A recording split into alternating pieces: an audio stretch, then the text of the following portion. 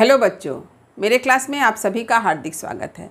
हिंदी साहित्य, कला, संस्कृति और अभिव्यक्ति पाठ्यपुस्तक को लेकर मैं आपके समक्ष उपस्थित हूँ और यह पुस्तक वेस्ट बंगाल काउंसिल के अंतर्गत क्लास 11 में पढ़ाई जाती है। तो आज मैं आप लोगों के समक्ष भारतेंदु हरिश्चंद्र जी की मुकरियाँ को लेकर उपस्थित हूँ। आज 4 नंबर मुकरी को मैं पढ़ा रही हूँ। आज की इस मुकरी को पढ़ाने से पहले मैं आप लोगों को बता देना चाहती हूँ कि भारतेंदु हरिश्चंद्र जी की मुकरियाँ पाठ से 3 मुकरी से संबंधित वीडियो मेरे चैनल पर अपलोड हो चुका है।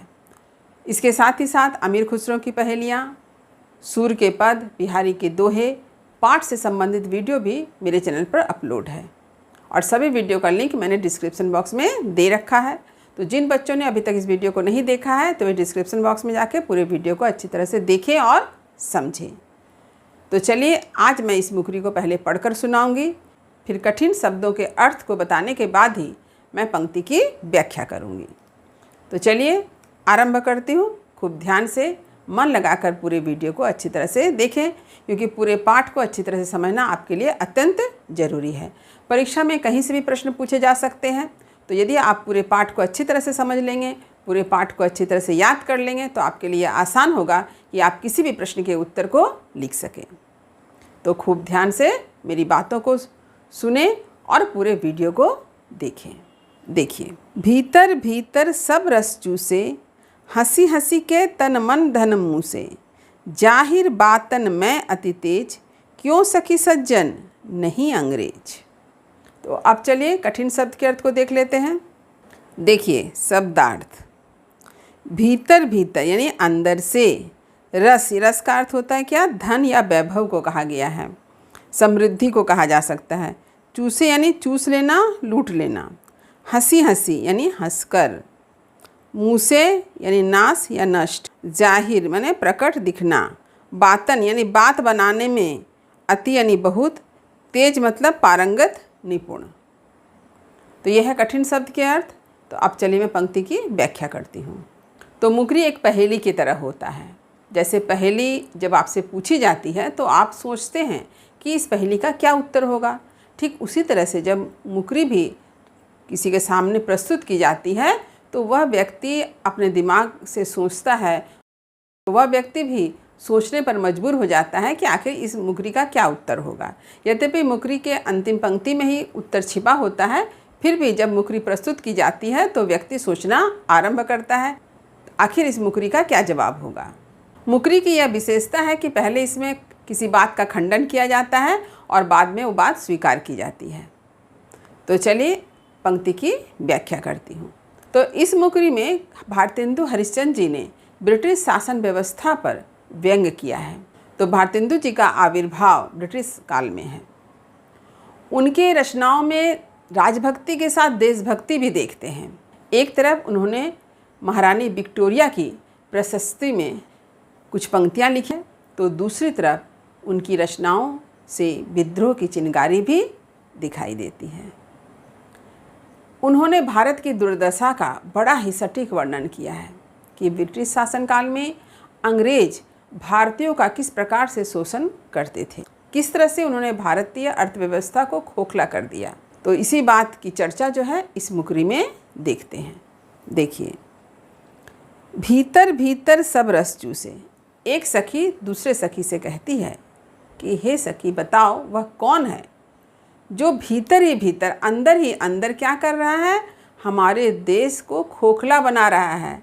जैसे किसी वस्तु को चूस कर उसका रस पूरा समाप्त कर दिया जाता है, ठीक उसी तरह से भारतीय अर्थव्यवस्था को एकदम से खोखला बना दिया जा रहा है। यानी यहाँ का सारा धन कहाँ चला जा रहा है?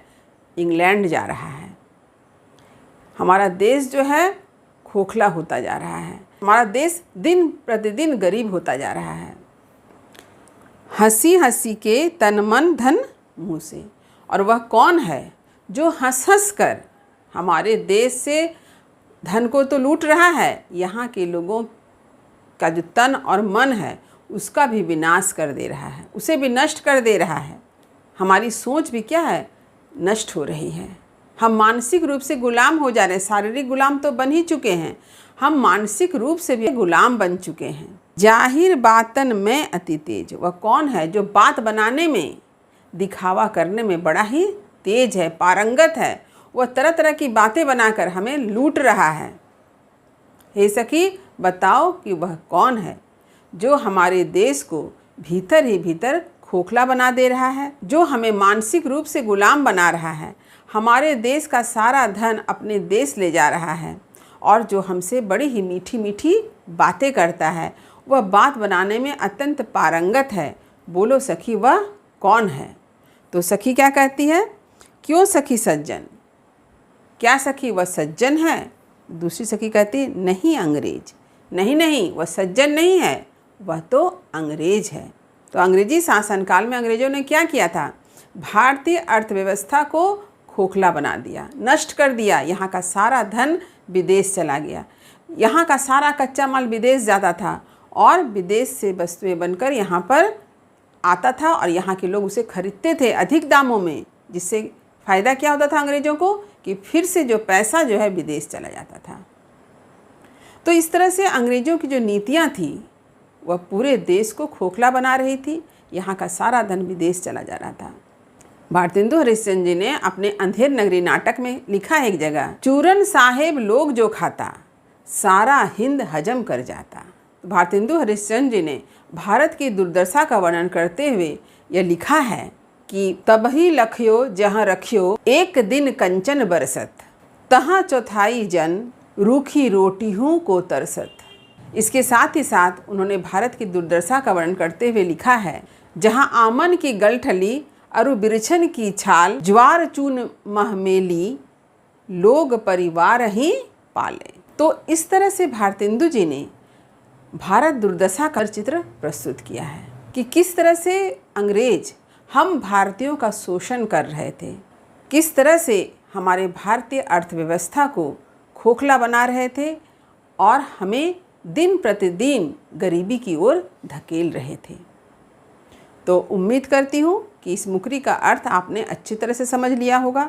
यदि कहीं कुछ समझने में दिक्कत हुई हो तो कमेंट अवश्य करें, वीडियो को लाइक करें, सभी पढ़ने वाले विद्यार्थियों में शेयर करना ना भूलें और जो बच्चे मेरे चैनल पर नए हैं वे चैनल को सब्सक्राइब जरूर कर लें ताकि हर नई वीडियो का नोटिफिकेशन उन्हें समय समय पर मिल सके। तब तक पढ़ते रहिए, जीवन में आगे बढ़ते रहिए। मेरी शुभकामनाएं आप सभी बच्चों के साथ है। धन्यवाद।